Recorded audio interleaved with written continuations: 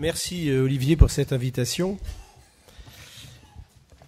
Fonction exécutive chez la personne âgée. Je vous propose de reprendre cette question et peut-être avec un regard peut-être un peu décalé par rapport au regard neurologique. Je m'en explique.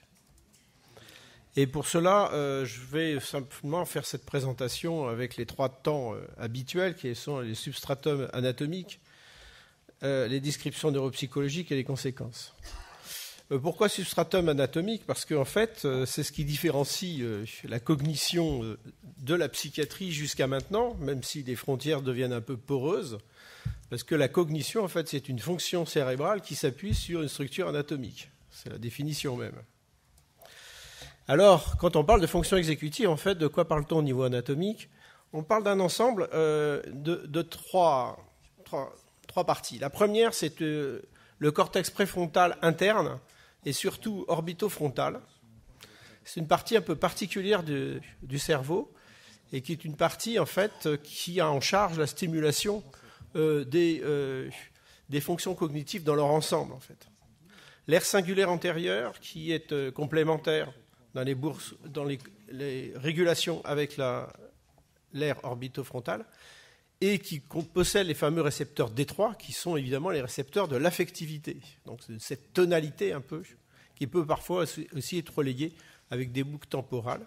Et puis au centre, les ganglions de la base, que je vais appeler ganglions de la base sans vouloir décortiquer les parties parce qu'il ne s'agit pas d'un cours de neuroanatomie, et en fait qui fonctionnent par des boucles cortico-sous-corticales et qui vont alimenter l'ensemble du cortex, souvent d'ailleurs avec des voies cholinergiques, et également qui vont stimuler toute la partie orbitofrontale.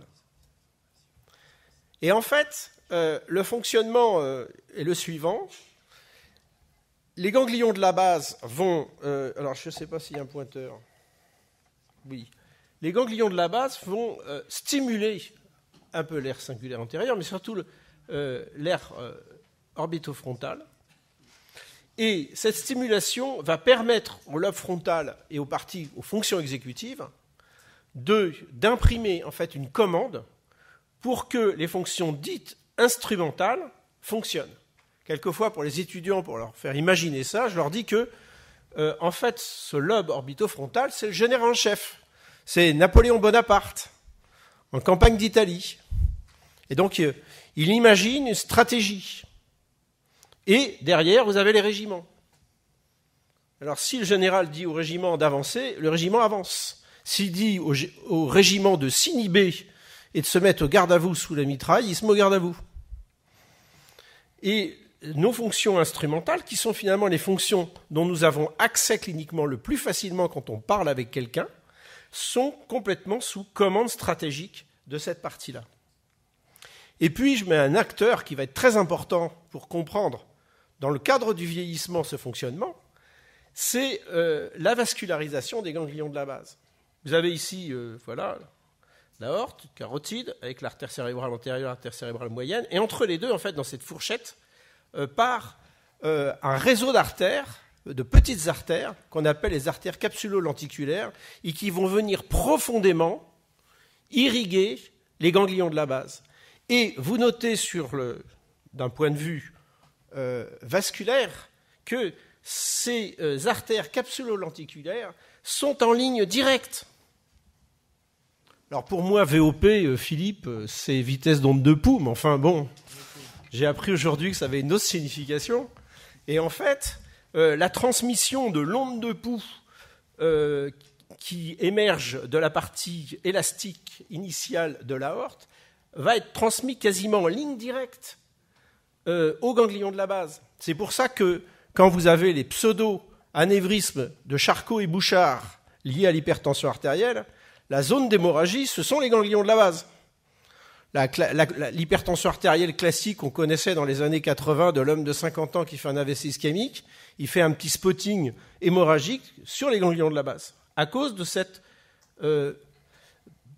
composante anatomique particulière. Et vous m'avez bien compris pourquoi j'insiste aussi lourdement sur les vaisseaux.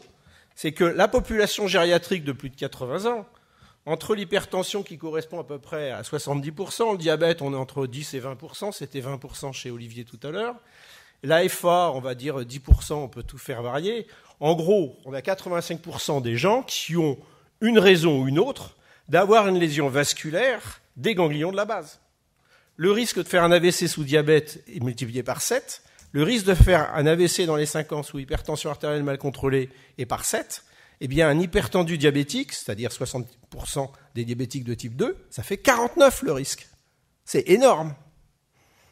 Donc, en gros, vous avez 85% de la population que l'on voit, et qui ne sont pas forcément d'ailleurs toujours des très âgés, qui en vont avoir une lésion des ganglions de la base d'origine vasculaire, qui va entraîner en fait une absence de stimulation des régions préfrontales, et qui vont donc entraîner un général en chef qui dort au bivouac, et les régiments qui ne savent plus quoi faire.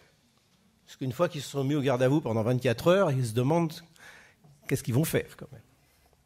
Et puis au passage, vous avez un autre stimulant qu'il ne faut pas oublier, c'est que l'émotion et l'affectivité sont les grands stimulants des fonctions exécutives préfrontales. C'est le coup classique de la dame qui a l'air un peu abrutie, qui regarde la télé toute la journée, qui est absente, et tout d'un coup, la petite fille vient lui rendre visite. Et là, son regard s'éclaire, tout d'un coup, elle devient pertinente. Elle dit des choses intéressantes. Et au départ, la petite fille, ça dure comme ça encore 2-3 heures.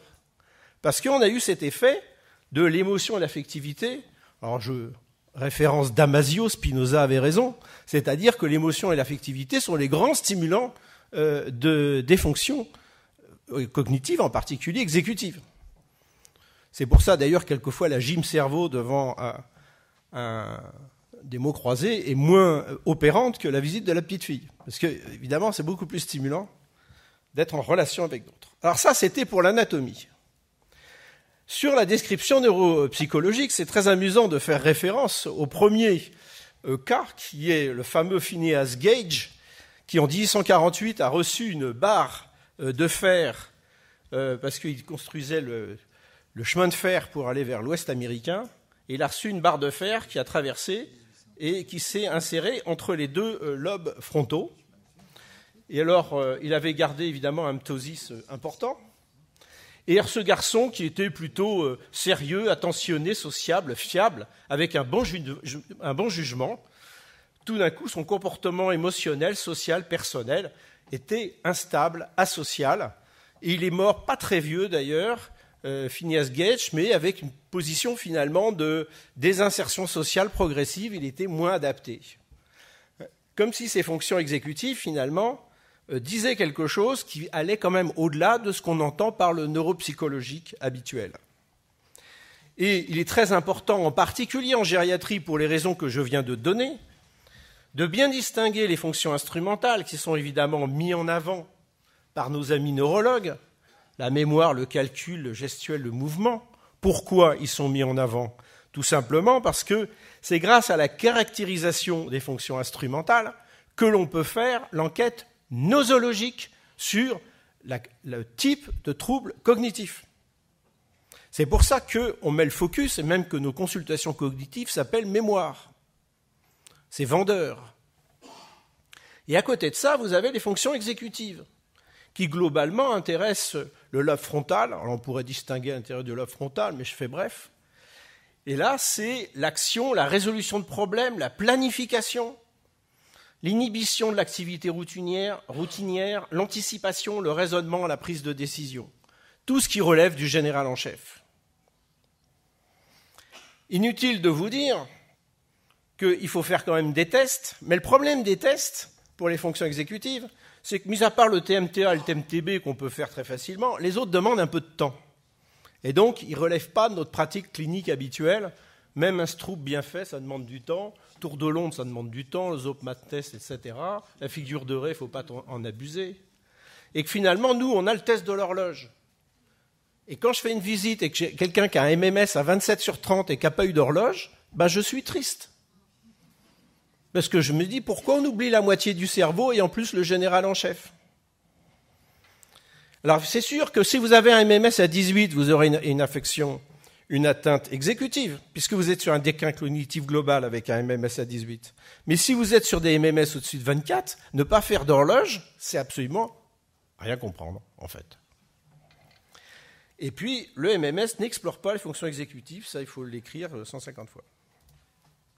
Alors, quelles sont les conséquences cliniques et sociales de cette affaire-là, c'est-à-dire quand le général en chef ne marche pas?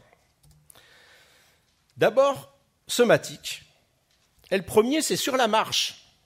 Et là, ça, c'est un papier de Vergès qui date maintenant, qui est de 2002, et qui montrait que chez des patients qui avaient des troubles cognitifs et qui n'étaient pas des Alzheimer, on avait en fait des troubles de la marche qui existaient même au stade initiaux. Et c'est aussi le fameux test de Lindy Olson qui s'appelle le Talking Walking Test, où vous demandez à une personne de marcher tout en faisant un comptage à rebours. Eh bien, les personnes qui ne pouvaient pas en même temps marcher et faire le compte à rebours, eh bien, avaient un risque de chute augmenté par rapport à celles qui pouvaient faire les deux. Et alors ça, c'est une question qui est intéressante, et on s'est amusé avec 2 thésards d'une unité de STAPS à Nantes à essayer de comprendre quelle est la partie des fonctions exécutives qui est en jeu, et en fait, on est tombé sur l'inhibition perceptive. C'est-à-dire c'est la capacité à inhiber un geste pour pouvoir faire un filtre de l'information. Et là, on est vraiment préfrontal, orbitofrontal à fond. Et alors, là, c'est la relation entre des tests des fonctions exécutives et la variabilité du pas. C'est-à-dire que quand vous marchez, vous avez une variabilité interpas qui est très faible, inférieure à 4%. Et ceux qui ont une variabilité au-dessus de 4%, donc qui ont une variabilité interpas plus grande, et qui n'ont pas de boiterie et pas de problème d'appareil locomoteur, bien sûr, ont des fonctions exécutives altérées. Et très belle démonstration qui a été faite par Gilles Alali, c'est vous faites faire un compte à rebours chez une personne qui a des troubles des fonctions exécutives. Et qu'est-ce que vous constatez en IRM fonctionnel? C'est que c'est la zone orbitofrontale qui s'allume. C'est-à-dire que l'irrégularité du pas, qui est le facteur numéro 1 de risque de chute chez la personne âgée, est associée aux fonctions exécutives. Aujourd'hui, quand quelqu'un chute, arrive aux urgences, on regarde s'il a une hypotension orthostatique et si le CG est normal. Et s'il n'y a rien de tout ça, on dit au revoir madame. Mais en fait, on devrait dire bonjour madame, on va s'occuper de vos fonctions exécutives. C'est 2/3 des 3,4 millions d'hospitalisations pour chute en France qui sont dues aux fonctions exécutives. Et quand on fait une kinésithérapie post-chute sans se préoccuper du schéma corporel, on est passé à côté, en fait. On n'est pas là pour faire du muscle ou... C'est pas un sportif. Mais vous avez d'autres aspects. La nosognosie, qu'on considérait parfois dans les asomatognosies comme une fonction instrumentale, est en fait hautement dysexécutive. Si vous ne pouvez pas vous plaindre d'un symptôme, eh bien, vous rentrez dans un champ sémiologique différent. D'où l'évaluation gériatrique, d'où une prise en charge clinique différente. J'ai presque envie de dire, l'essence même de la clinique gériatrique réside dans l'interface entre les ganglions de la base et l'aire préfrontale orbitofrontale. Vous êtes au cœur même de toute la sémiologie. Une insuffisance cardiaque et une dyspnée qui ne se plaint pas et qu'on découvre au moment de l'OAP, c'est à cause de la nosognosie. Un cancer du sein découvert d'apparition tardive, donc qui ne peut pas trop s'organiser par rapport à la prévention et qui ne se plaint pas, ce sont les fonctions exécutives. Ça va loin. Et je dirais même, le fameux patient non communicant de la recommandation de l'ANDEM, qui est la seule recommandation qu'on a sur la douleur qui est restée malgré les changements de nom, et bien ce fameux patient non communicant, mis à part celui qui est dans le coma, c'est quelqu'un qui a un trouble des fonctions exécutives et une anosognosie. Et si vous regardez le schéma général des comorbidités par rapport à une affection qu'on appelle cible, target, par exemple ici le cancer, vous voyez bien que les modifications dans l'approche diagnostique et de prévention, de pronostic de choix thérapeutique et d'évolution, va être hautement dominée en fait par la qualité des fonctions exécutives. Alors maintenant, avec les signes psychiatriques, c'est assez intéressant parce qu'on se rend compte que finalement, les fameuses particularités sémiologiques de la dépression à début tardif, la late onset depression, en fait, est hautement associé aux fonctions exécutives. Ici, c'est un papier qui montre 220 sujets avec un épisode dépressif majeur, relation des fonctions exécutives au niveau de dépression et à la dépendance. Et les 46% qui avaient des problèmes sociaux étaient tous ceux qui avaient des fonctions exécutives altérées. Les affections psychiatriques, on l'a appris de plus en plus, il y a l'émergence de la cognition dans la psychiatrie, notamment avec tous les papiers chez les schizophrènes, et puis aussi sur les phases off des maladies bipolaires. On se rend compte qu'il y a une intercorrélation très très forte entre la capacité psychiatrique de gouverner sa pensée et les fonctions exécutives. Les deux sont interpénétrés. C'est pour ça que, par exemple, si on prend les phénomènes hallucinatoires, phénomènes avec un S c'est mieux, 313 sujets avec un MMS au-dessus de 27, 20% de signes d'hallucination, eh bien ces signes, qu'on appelle psychosis en anglais, sont associés aux altérations des fonctions exécutives et à des traitements anticholinergiques importants. Le fameux travail de deuil. C'est très simple. Vous avez 80 ans, vous avez passé 60 ans de votre vie avec la même personne. Cette personne s'en va. Et vous avez des troubles des fonctions exécutives. C'est quoi le travail de deuil, finalement? C'est le travail de l'absence de l'autre. Travail de l'absence, évidemment, on va dire, intellectuel, psychologique, mais aussi un travail synesthésique de l'absence de l'autre. Ça demande des fonctions exécutives qui sont performantes pour arriver à construire de l'absence. C'est un débat presque, on dirait du Pirandello, hein, c'est un peu surréaliste. Voilà, on construit de l'absence. Mais construire de l'absence, c'est un gros travail cognitif. Eh bien, on se rend compte que les personnes qui ont des troubles des fonctions exécutives ont un travail de deuil incomplet, voire des deuils pathologiques plus fréquents. Et finalement, c'est normal. Germaine, au mois de février, il est 17h, c'est un peu triste. Elle vous dit « Oh, Jules est venu me voir, il me casse les pieds. » Mais Jules est mort depuis 20 ans. On ne va pas lui dire « Oh là là, ça y est, elle fait une hallucination, vite, sous Risperdal. » Non, Germaine a du spleen. Et quand elle a du spleen, elle aimerait bien que Jules vienne la voir. Donc elle l'engueule. Qu'est-ce que c'est féminin? Anxiété. Pour avoir de l'anxiété et le manifester, il faut aussi des fonctions exécutives. Et là, il y a des travaux qui montrent que le visage de l'anxiété, ses facteurs d'apparition, ses modalités d'expression vont être hautement dépendants des fonctions exécutives.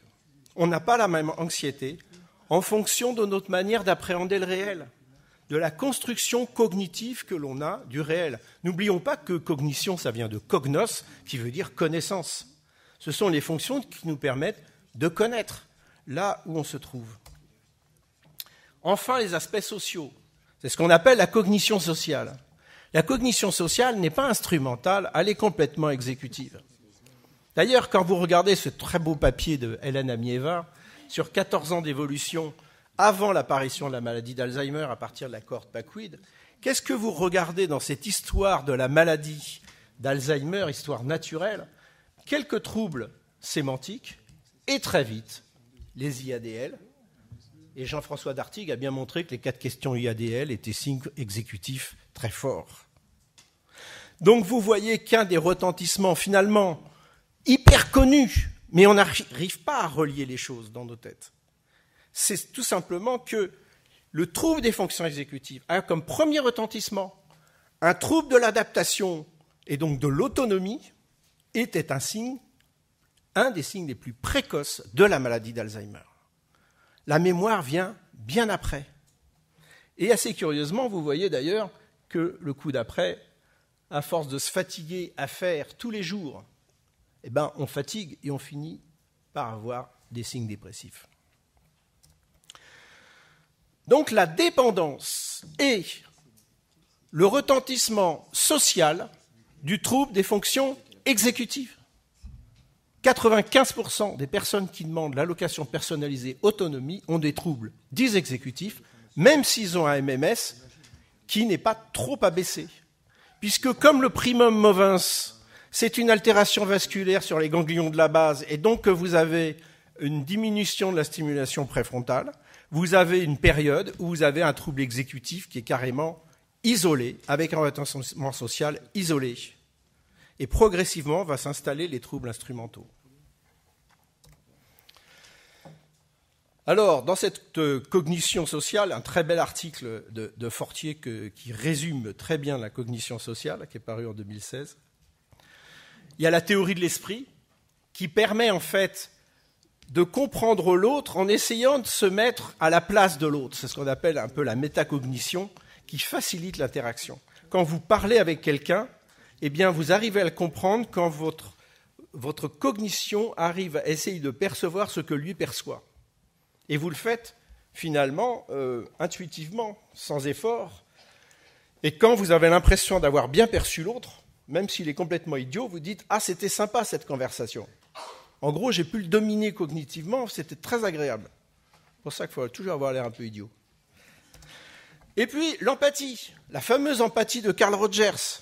Il faut lire les travaux de Carl Rogers, c'est passionnant. Lui, il avait commencé l'empathie pour pouvoir vendre des choses, c'est un commercial. Il s'était rendu compte que plus on était en psychologie positive et sympathique avec l'autre, plus il vendait. Et il s'est tellement pris à son jeu qu'à la fin, il faisait plus du tout du commerce et il a monté un institut de psychologie positive pour que les gens soient bien dans leur vie. Vous voyez comme quoi. Et le raisonnement moral, qui est aussi une construction exécutive, parce que, en fait, notre général en chef est aussi le commandeur, qui permet la fonction frontale du comportement social.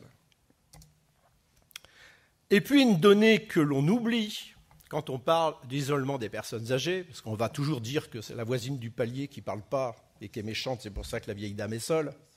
Mais en fait, quand vous avez des troubles exécutifs, vous avez du mal à rentrer en relation avec les autres, puisque votre cognition sociale est altérée. Et donc, vous allez multiplier les facteurs d'isolement que vous allez créer vous-même. Attention, ce n'est pas toujours associé à un sentiment de solitude. Vous avez des gens qui sont très seuls, mais qui ne se plaignent pas de solitude.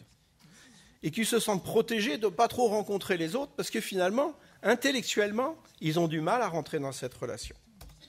Finalement, qu'est-ce que je suis en train de vous décrire là, à petits pas? C'est que quand vous bouchez quelques petites artères des ganglions de la base, vous êtes en train de créer une répartition inattendue de ce qu'on pourrait dire une nouvelle anthropologie. C'est-à-dire que quand on est jeune, on a le somatique et le psychique. Les deux sont bien séparés avec une zone imperméable. D'ailleurs, dans nos vies, quand le corps a l'outrecuidance d'exprimer quelque chose de psychique, on trouve ça vraiment très désagréable et déplacé. La douleur abdominale la veille d'un examen, ça n'existe pas. En plus, on est dans une culture occidentale qui est très très séparée entre le psychisme et le soma. Ça vient d'histoire néoplatonicienne très ancienne. Quand vous avez un trouble cognitif, les signaux de l'extérieur, en fait, sont perçus de manière brouillée. Votre psychologie fonctionne différemment, la perception de votre corps est différente et la relation aux autres est différente. De la personne bipartite que vous étiez tout au long de votre vie, vous devenez une personne tripartite où cette cognition qui fonctionne mal devient finalement un troisième partenaire essentiel. Et donc, on voit bien ce que je viens de montrer sur les fonctions exécutives, la relation sociale, la relation somatique et la relation psychique. La personne âgée qui a une fracture du col du fémur, qui arrive aux urgences et qui ne se plaint pas de douleur, n'allez pas chercher plus loin. Si je fracture le fémur à l'un de vous, il va crier. Mais la vieille dame ne crie pas. Tout juste, elle a quelques petites hallucinations, parce qu'elle ne sait même plus où est son corps, et encore moins la douleur. Alors finalement, on est en train de nous raconter que puisqu'on ne dérembourse plus les médicaments à la maladie d'Alzheimer, on ne va plus faire de consultation mémoire, que je ne sais pas quoi. Mais en tant que gériatre, on peut se positionner là-dessus de manière relativement tranquille. Premièrement, il faut qu'on valorise l'existence de ces fonctions exécutives parce que c'est la conséquence des atteintes vasculaires et c'est vraiment la particularité des personnes âgées par rapport à la démence d'Alzheimer de 58 ans qui n'aura pas de troubles vasculaires. C'est vraiment la grande différence. Notre place, c'est justement de faire le repérage et la prise en charge des atteintes somatiques, psychiatriques et sociales qui sont liées aux fonctions exécutives. dans une démarche que j'oserais dire phénoménologique, qui me semble en fait la démarche gériatrique, par rapport à une démarche neurologique qui a toute sa place dans une démarche de découverte du diagnostic. Les travaux montrent qu'au-delà de 75 ans, 80% des gens sont vasculaires, Alzheimer et les deux.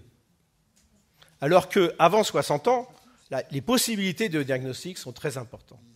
C'est pour ça que chez le sujet âgé, l'enquête nosologique est peut-être moins importante, parce que en fait, ce qui est déterminant, ce n'est pas de savoir si la personne est plus ou moins vasculaire, plus ou moins Alzheimer, mais quels sont les retentissements des fonctions exécutives sur l'anthropologie, la manière de se tenir en tant qu'être humain dans son milieu et par rapport à lui-même. Je vous remercie pour votre attention.